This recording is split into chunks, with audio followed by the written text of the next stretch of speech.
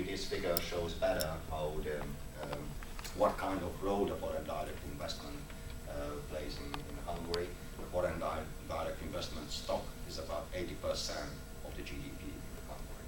But may I draw your attention to this figure, which are showing that the companies which invest in Hungary, they remain in Hungary, they reinvest in Hungary, and they expand their activity in Hungary. The first most important decision come at first to Hungary. And when you are in Hungary, mostly you are satisfied with that, and that is, it shows here the expansion activity is 39%. So those companies who are already existing in Hungary, they widen the activities because they are satisfied with the environment, what they can find in Hungary. So the first factor is openness. The second one is stability, which is today not too easy in this economic crisis, but we were able to achieve changes.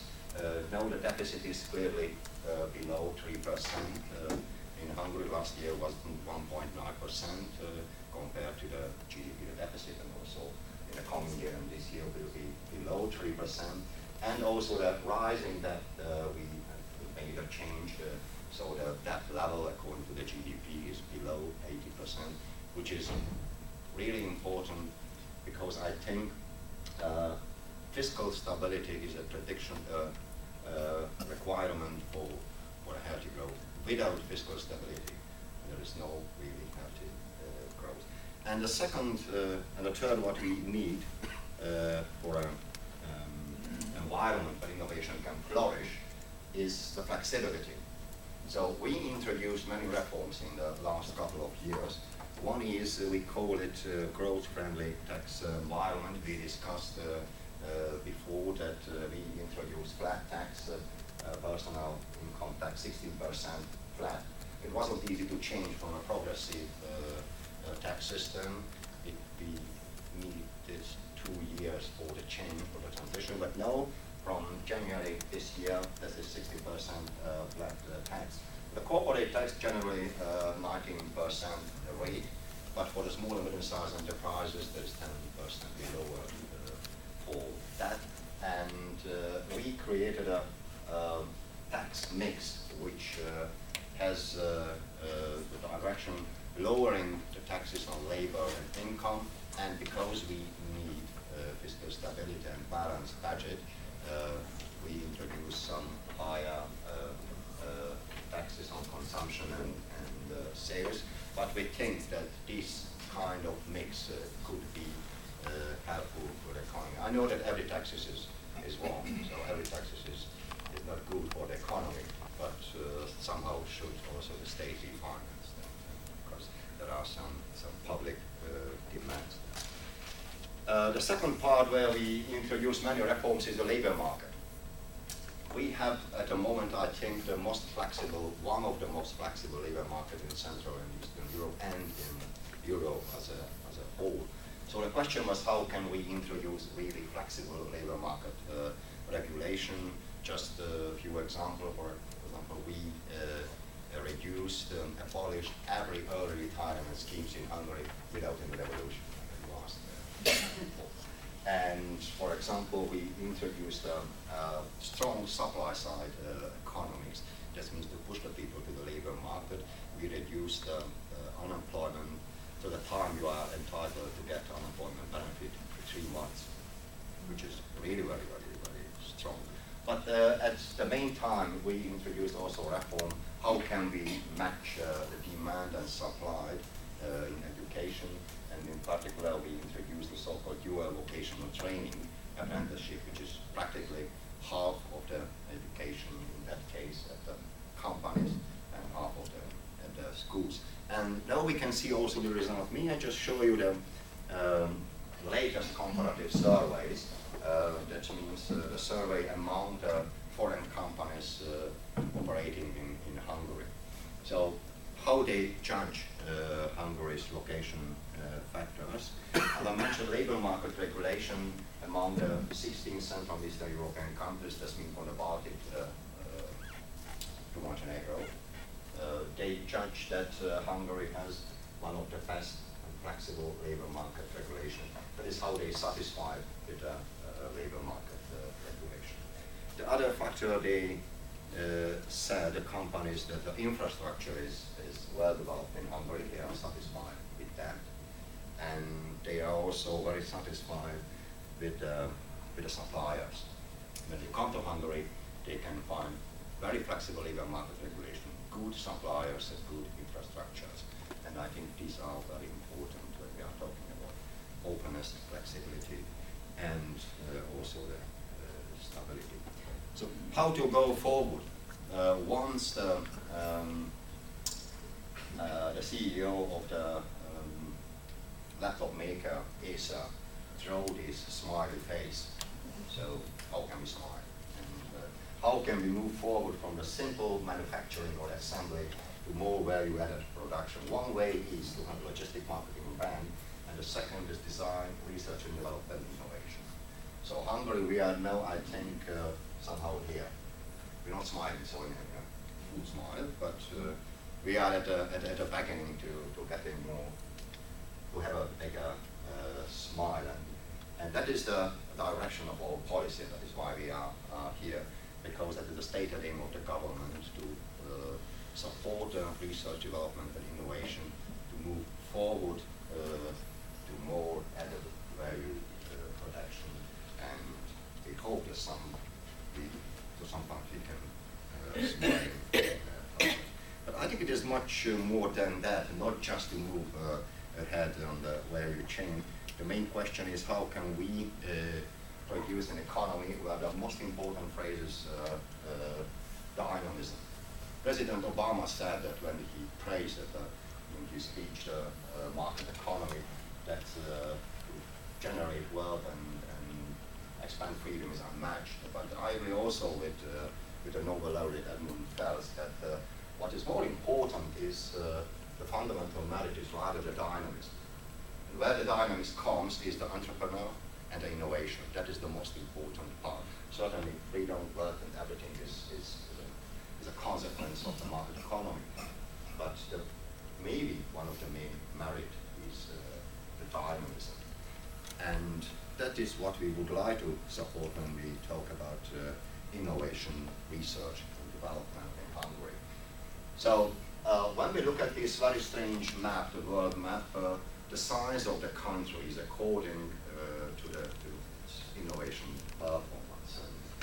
And in that case, someone who familiar with the maps, the size is a little bit bigger than normally for Hungary. And that is Israel anyway, with a very strong startup culture, or Ireland could be here. So there is also room for improvement for Hungary. But I think it says that Hungary is on the map of the world map of innovation, and that what we would like to move forward. Certainly we need not just openness, stability in fiscal situation and flexibility in regulation, we need also good policy. And I think in the last couple of years we made a great change with the support of venture capital funds. Actually, the latest figure is the 8 venture capital funds. Latest is additional 6 to it. They are partly financed by the state and partly financed privately, but they made really a change of the game. So this means today the venture capital companies really attracted many new startups, and now we have a very booming and vibrant startup scene in Hungary. And we can see also the result in figures. So last year figure from the European Private Equity and Venture Capital Association, that according to the GDP, venture capital investment was the highest in Europe, so in the first place, and is 3 times higher than the European average. So I like very much these figures to show that Hungary is on the top to some extent. 1 year before, Hungary was in the place 5th, and I think with the establishing of these 6 new venture capital funds and with the boom of the startups, and then we will can achieve also to get more access to Silicon Valley. We can improve also this performance, or the huge challenges how to stay on the place in the first place. Looking forward to the end of the decade, I think it is important how can we use the support and resources from the European Union. We have some firm decisions. 60% of this funding should be channeled directly in the productive sectors, and a very good part of that we would like to channel directly to support research, development and innovation, which we calculate in US dollar. It will be 3 billion just only from these sources. Other sources, companies and so on, and the state is also important. 2 weeks ago, the Hungarian government approved innovation policy till end of the decade with the most important figures and headlines. And we think what can be measured can be managed. That is why we set some targets. One is R&D expenditure according to the GDP should be increased to 1.8%. Currently it's 1.2. Nearly it sounds a little bit low, but this is the highest figure for the last 20 years. So to improve, you have to make many big steps. And we are planning that it's about 300, till end of the decade, 300 high impact startups we will develop in Hungary. Yesterday we discussed in many accelerators how much new startup we need to have these figures, because many will fail, but we hope that many will also succeed.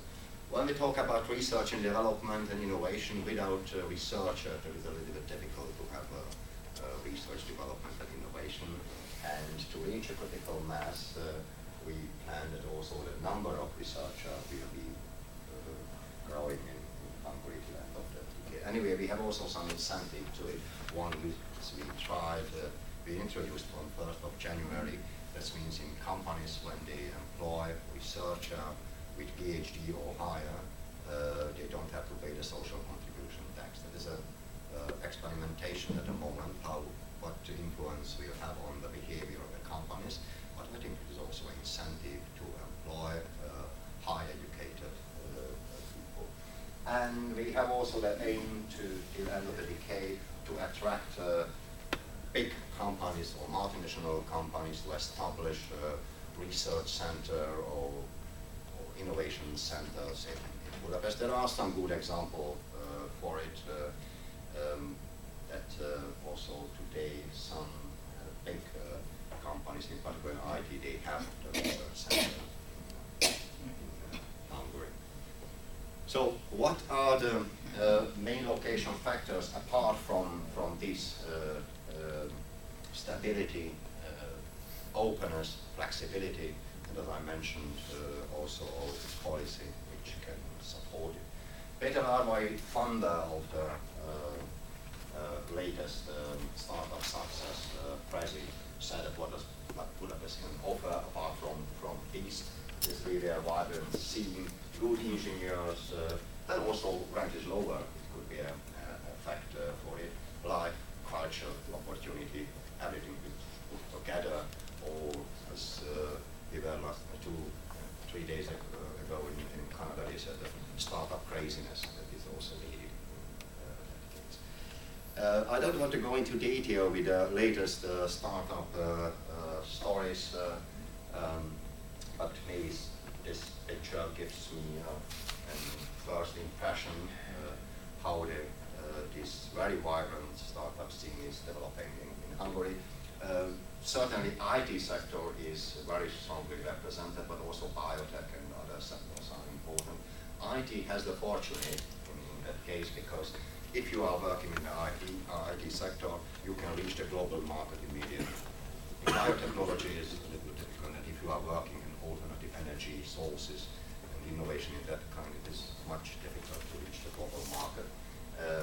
So mostly these startups of successes, and there's not so much space to show all the successes, but there are, for example, like catapult is here. So, and maybe logmein is or Ustream is really familiar to you. But I would like to show only 3 examples. One is the very simple, the simplest idea. 20 years ago, when we wanted to go abroad, we went to the bookshop to buy a Baedeker. Now you can download everything on your phone, and you can use it. That is also a Hungarian invention. That is in 80 countries you can use these. Or when you are stuck in the traffic jam, yesterday we were anyway, then maybe you can use the navigation system, and according to the latest figure, 7 out of the 10 largest car brands already use a navigation system which was invented, produced, and I think also developed by NNG. The latest development of the NNG is that you can manage your navigation system also from your phone. That is the latest